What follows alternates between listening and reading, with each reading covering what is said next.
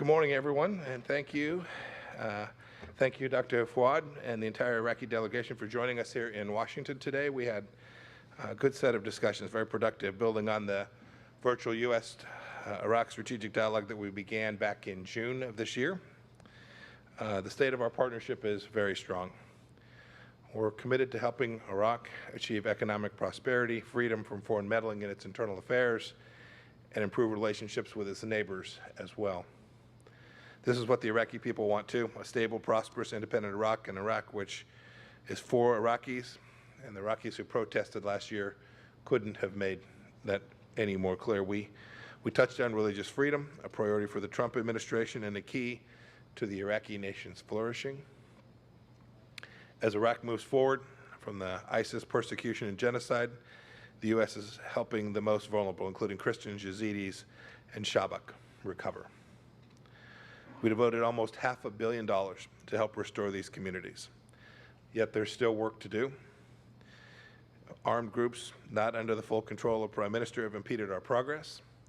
Those groups need to be replaced by local police as soon as possible. I assured Dr. Fuad that we could help and that we would help. Our contributions come in addition to other humanitarian assistance which we've provided to Iraq. And it's only fitting that today, World Humanitarian Day, that I can announce that the USAID will provide an additional $204 million for life-saving food, safe drinking water, and health care for the Iraqi people. We're proud, too, of the private investments that are being made. We look forward to the day when Iraq won't need assistance, government assistance, and will be fully supported by foreign investment in their own great work that the Iraqi people do. We want an Iraq that's corruption-free, prosperous, and fully integrated into the global economy. I urged Baghdad to clinch a budget deal with the Kurdistan regional government. We also had good discussion on Iraq's energy sector, a major driver of economic activity in Iraq. We anticipate announcements on energy deals between U.S. companies and Iraqi government shortly. In our political dialogue, I emphasized the importance of the rule of law, functioning government, and regular electoral processes. The United States supports the Iraqi government as it prepares for early parliamentary elections. We're discussing ways to provide substantial support to the UN assistance mission for Iraq for just that purpose. We talked, too, about how the United States and Iraq can work together to make Iraq more safe and stable. The United States is committed to supporting Iraq's security forces, including through the NATO mission and the global coalition to defeat ISIS, to curb the power of militias that have for far too long terrorized the Iraqi people and undermined Iraq's national sovereignty. We can see a future when American tourists visit Iraq historical sites, when our military men and women attend each other's military staff colleges. And towards these ends, we discussed how the United States could help preserve Iraq's rich cultural heritage and religious diversity and support education in Iraq as well. We share not only goals and sacrifices with our Iraqi friends, but also a vision and hope. These ideals are the foundation for a thriving, steady partnership, which is making good progress. Thank you, Dr. Fuad. The floor is yours. Shukran Jazeel. Thank you very much. Thank you very much, Your Excellency, Mr. Secretary, and thank you very much for the great reception. Today, we launched the second round of the strategic dialogue between the delegations of the Iraqi government and the US government. And we had a good and important meeting with His Excellency, the Secretary, and we talked during the meeting about a series of issues that concern the situation of Iraq and the bilateral relations and the political situation in general and the regional situation, in addition to issues pertaining to the economic ties and how to combat COVID. And in the strategic dialogue that started today, there are some axes about these issues, and there has been a reaffirmation on the joint work on the different fields. The United States of America and Iraq, we are both in the same trench in fighting ISIS. and we are still in the same trench. And we will work together to defeat the terrorist elements and the terrorist factions and the armed terrorist groups in Iraq. And we reaffirmed that we will work continuously on this field, which is combating terrorism. And we also reaffirmed during our talks the continuity of the talks and the dialogue in order to reach common work on other fields such as energy, and there have been memoranda of understanding and cooperation signed in this field, especially in terms of power, oil, the health sector, education, higher education, health, and these memoranda will be signed today.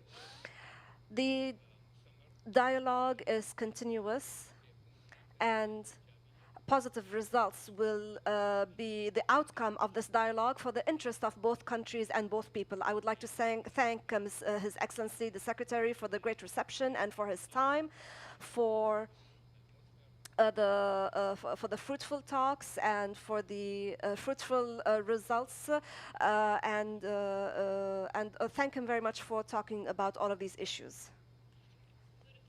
Now I will start with Zina Ibrahim from Al Iraqi.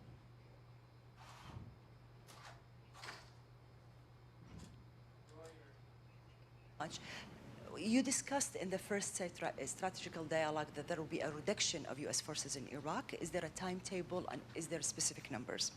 And لمعاليك هل هنالك Your Excellency, is there any memoranda of understanding that could be signed today pertaining the excavation in Nasiriyah?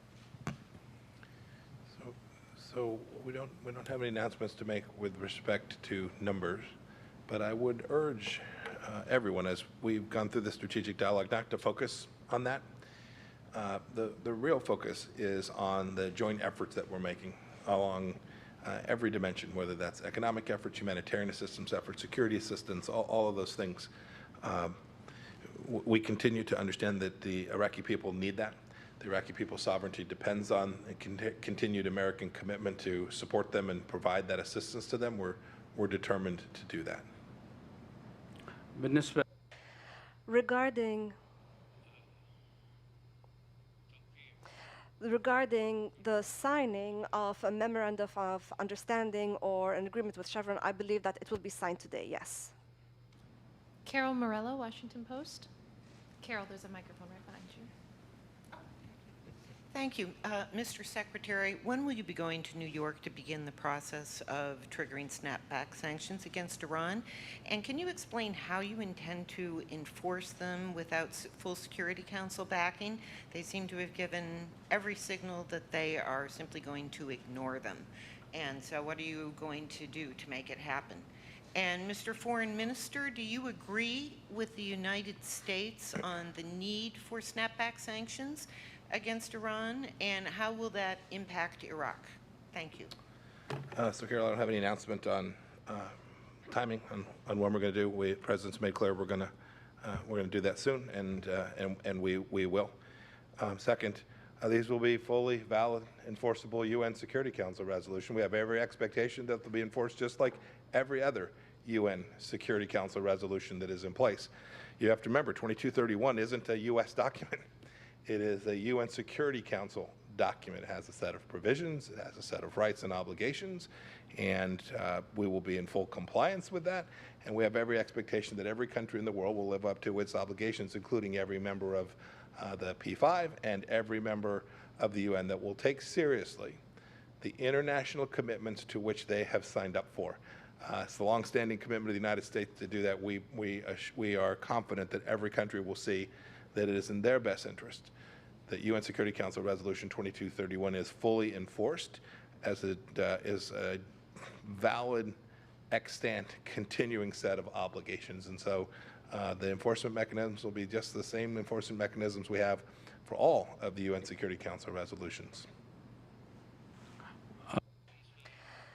With respect to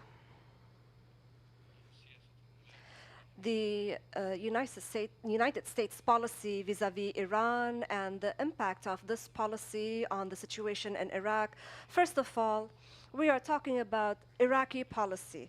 And I am not here to talk about U.S. policy. So His Excellency, the Secretary, can talk about the U.S. policy. With respect to the Iraqi policy, we see that the United States of America is an ally and a strong ally for Iraq.